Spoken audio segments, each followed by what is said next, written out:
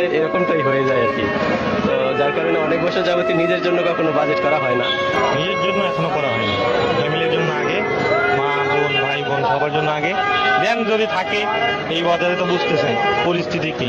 নিজের কোনো বাজেট নেই, আসলে নিজের জন্য কিছু কেনা হয় না। ঈদের জন্য আসলে আমরা যারা পরিবারের দায়িত্ব নিই, আমাদের নিজের কোনো বাজেট থাকে না। সব বাজেটটা আসলে বাবা মা ভাই বা অন্যান্য সদস্য। নিজের জন্য তেমন কোনো বাজেট দেখা যায়, ছেলে মেয়েদের জন্য, মানে ফ্যামিলির জন্য আগে সর্বপ্রথম, তারপরে হলো পরেরটা। নিজের জন্য তেমন কিছু না, মিসেস আর হচ্ছে বাচ্চা, আমার দুটো বাচ্চা, বাচ্চাদের জন্যই মূলত। আপনি বাজেট করেছেন? নিজের জন্য আসলে তেমন করা হয় নাই, কিন্তু ফ্যামিলির জন্য সবচেয়ে বেশি করা হয়েছে। নিজের ফ্যামিলিকে আগে খুশি করার পরেই। নিজের জন্য এখনো কিছুই করা হয়নি।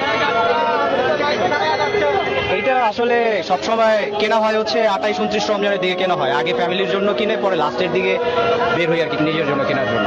নিজের জন্য তো সামান্য, পুরোটাই পরিবারের জন্য।